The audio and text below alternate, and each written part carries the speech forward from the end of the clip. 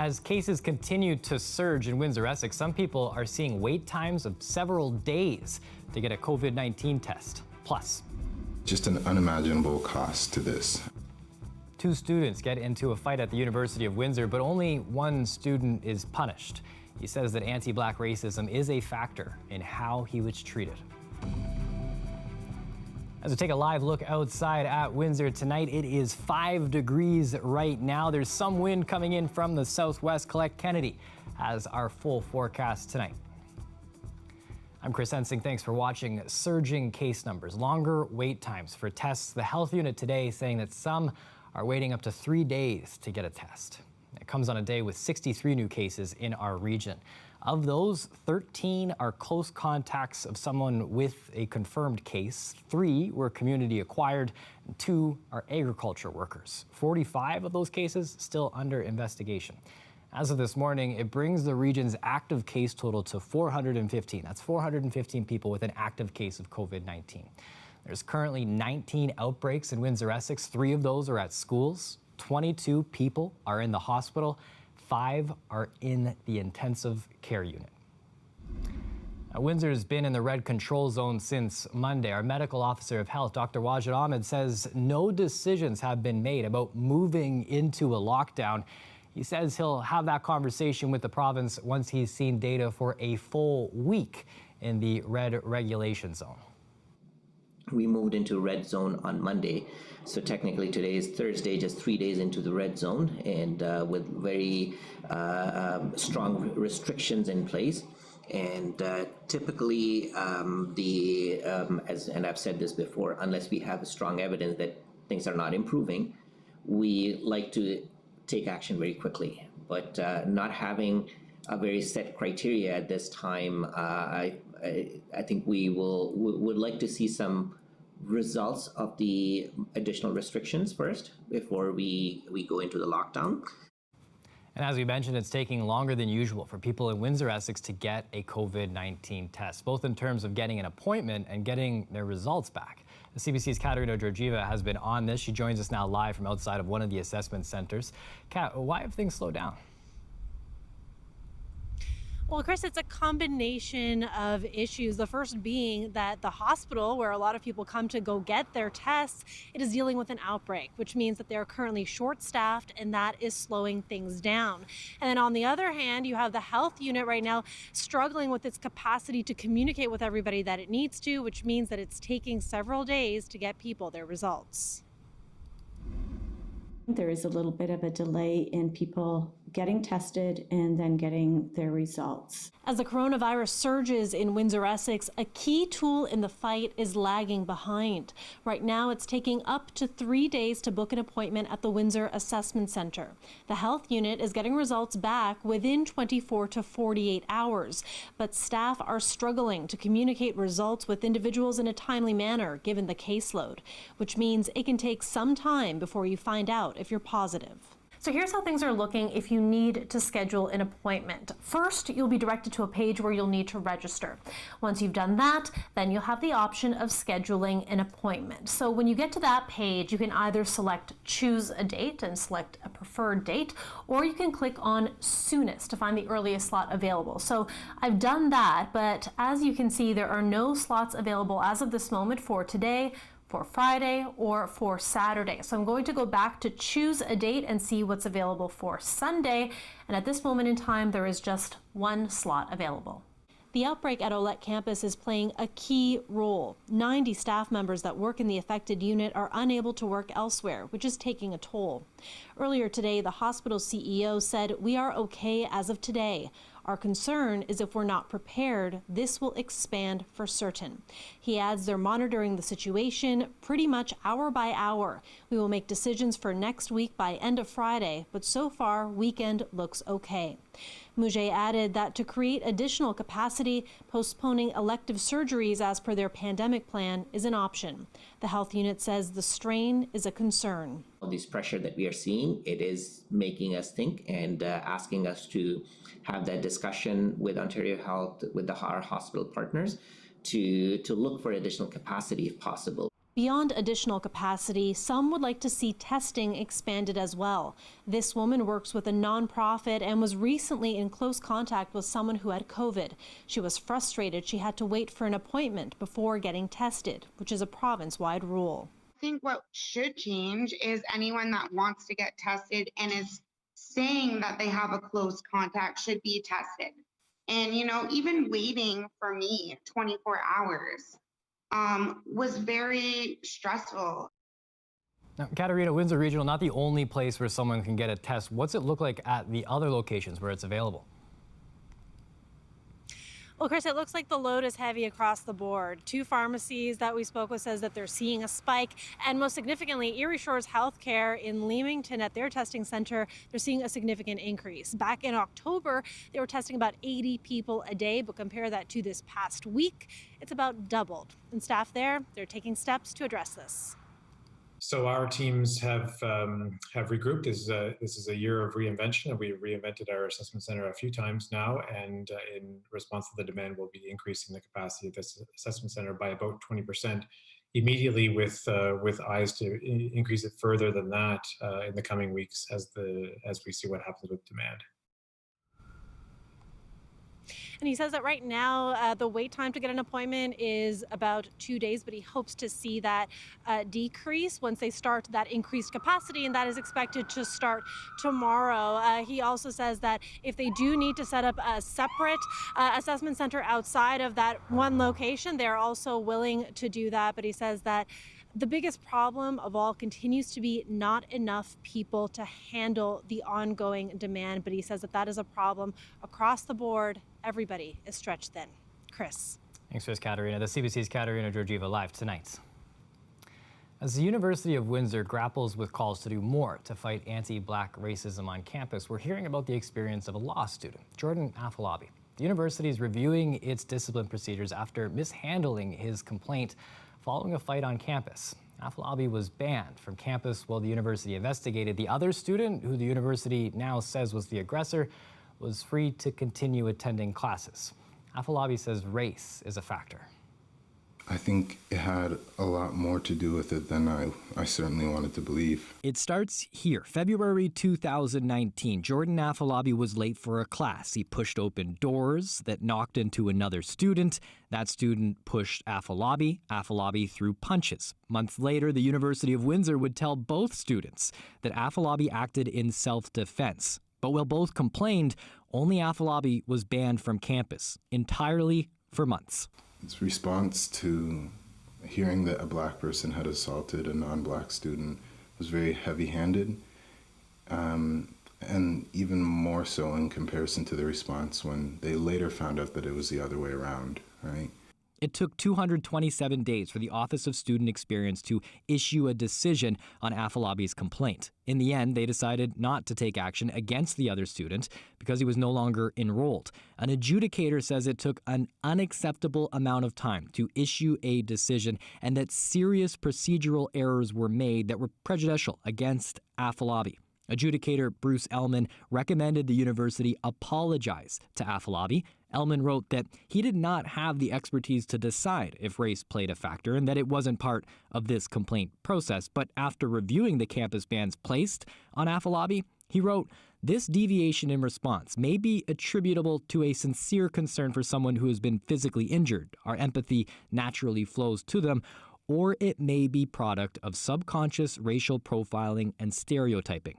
He found that the consequences of the campus bans were dramatic, preventing Afolabi from seeking continued medical care on campus. I felt my condition was getting critical, so I really wanted to just see the doctor. I told them that I was in bad condition, and they said no. They said, go see some other doctor, right? A few days later, my appendix ruptured, and I was rushed to the hospital. That was in April of 2019. Afolabi recovered, was told that the university found he acted in self-defense a couple months later. The decision was made on his complaint in November, and in June of this year, Ellman issued his decision following Afolabi's appeal. The next day, University President Robert Gordon wrote a private apology letter to Afolabi saying, in part, Professor Ellman's decision points to a number of failings in how your complaint was handled and alerts us all to the serious problem and potential for racial profiling and anti-black racism in decision-making, and then offered an apology for any aspect of your treatment by the university in which these factors may have played a role. Gordon also committed to reviewing the Office of Student Experience, which investigated the complaints, including when and how campus bans are used. The University of Windsor told CBC News it will not discuss Afolabi's case because it is confidential. I felt the entire thing was disingenuous. He waited until the end of this full-page apology letter. The actual apology is like 2 sentences, and it's at the end, right? I lost a considerable amount of respect for President Gordon when he issued that. I, to be frank, don't think he should be leading our university. I don't think he's competent enough to be leading it. In a letter sent to Gordon by a group of faculty members created to fight anti-black racism on campus, they wrote, "We view the university's treatment of Jordan Afolabi as an incident that has not happened in isolation. Rather, it is part of a pervasive pattern of institutional and deeply embedded systemic racism." My friends are still at risk from these people, right? The black student community is not safe. And I think anyone can see that those thoughts have heavily informed my actions since this whole thing.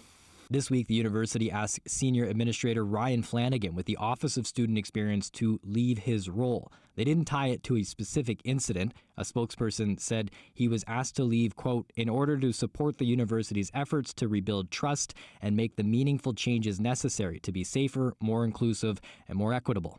This comes after a series of incidents of anti-black racism on campus. Afolabi wants more changes, including a racialized students policy and the termination of people involved in his complaint process. He also sees himself as one of many black people on campus carrying the burden of fixing a broken system.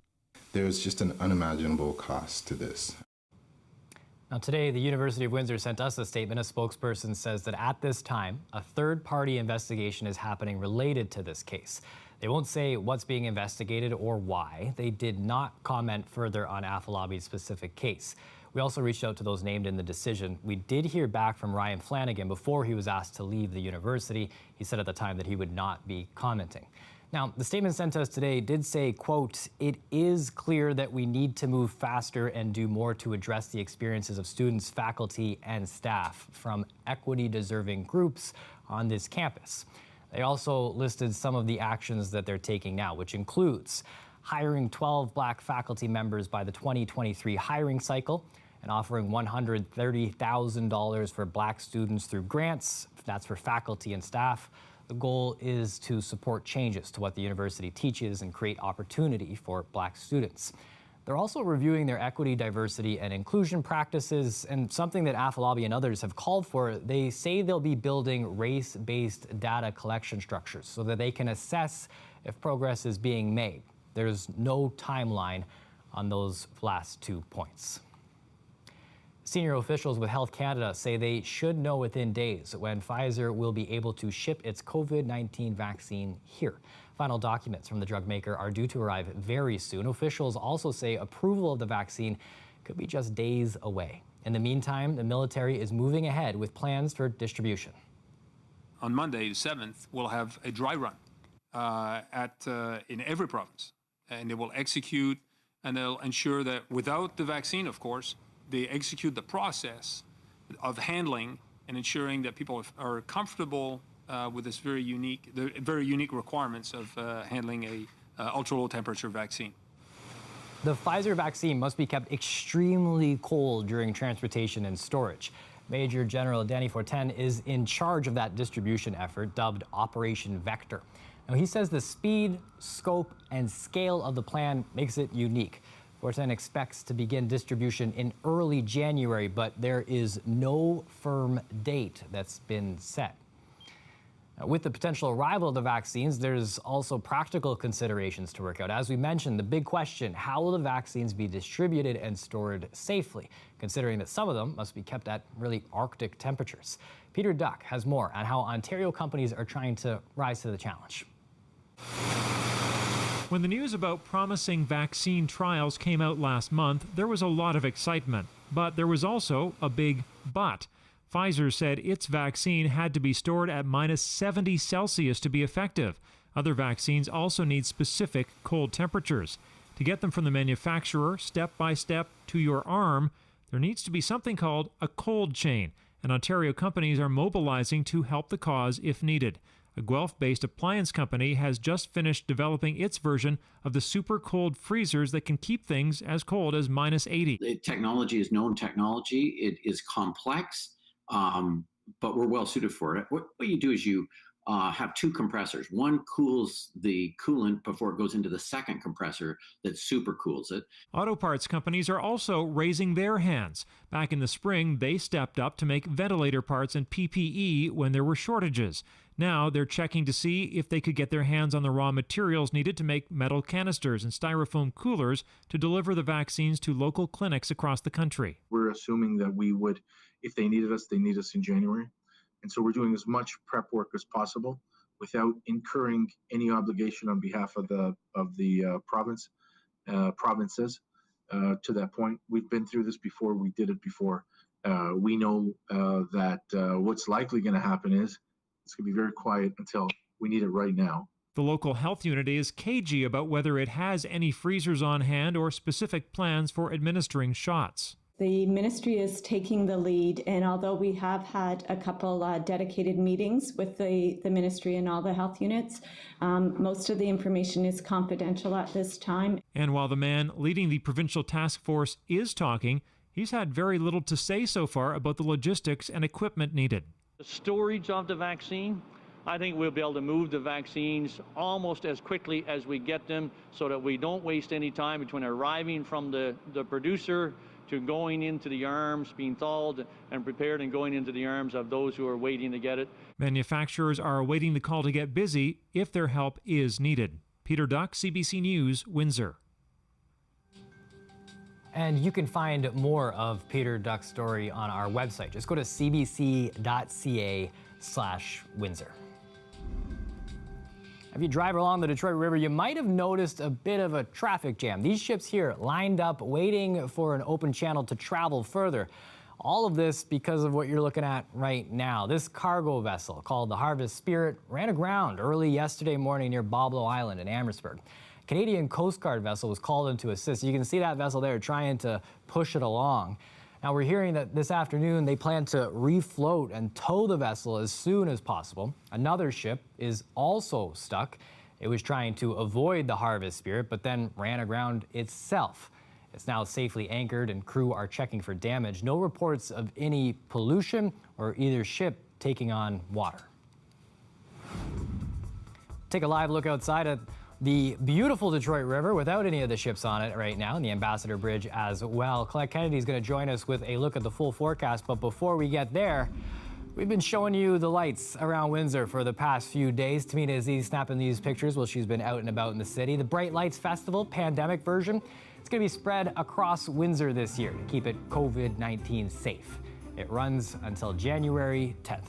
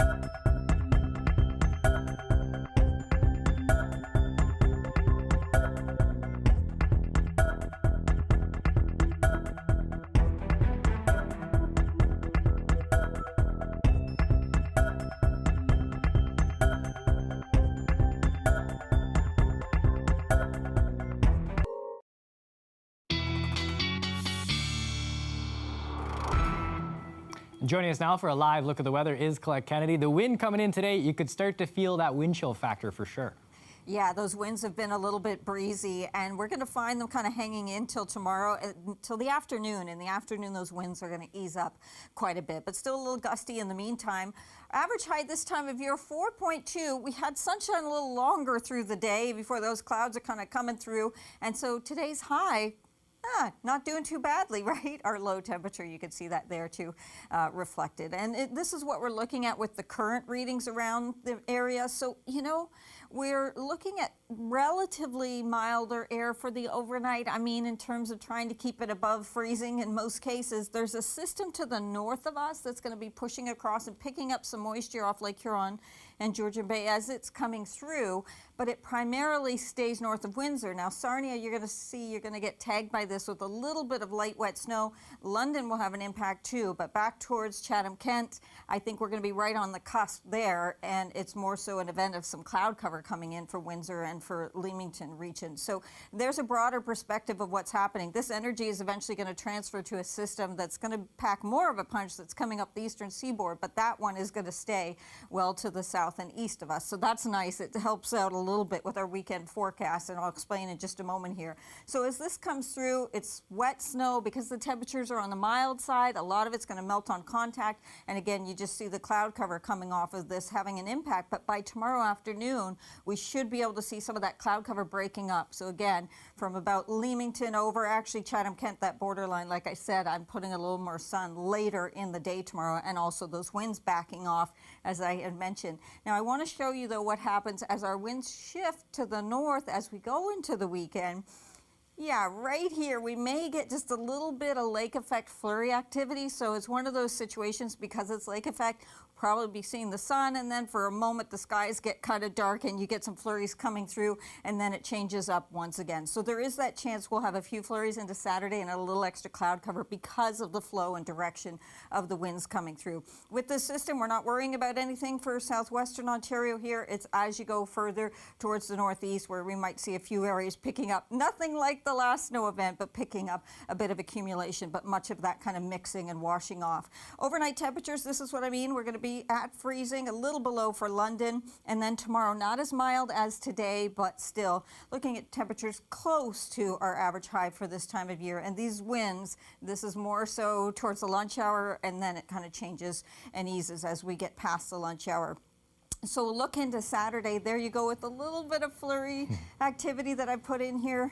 It is going to be a bit cooler this weekend, but in general, it is going to be a nice weekend in terms of the weather, especially Sunday. If we get a little more sunshine, which I'm forecasting for us, then we're going to see still that temperature on the cool side, but overnight lows not too significant. You know, this morning in Pembroke, it was minus 11. That was a cold spot in Ontario, so we won't worry too much about that. Eureka, it was minus 37. So wow. These are nothing, right, comparatively to what's happening elsewhere in Ontario and Canada. But just looking ahead, the active weather kind of holding off for a while.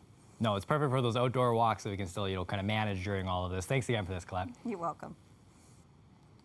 Now, coming up next, a local trans teen is sharing some advice from his own experience with Elliot Page.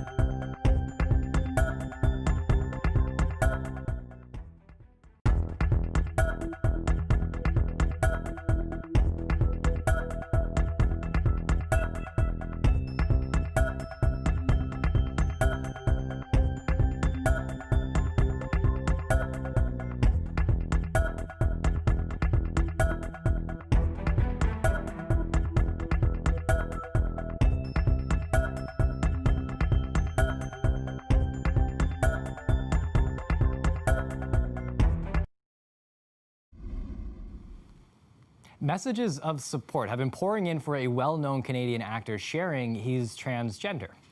Elliot Page is best known for his Oscar-nominated role in Juno, as well as Inception, most recently, The Umbrella Academy. And a local trans teen is sharing some advice from his own experience.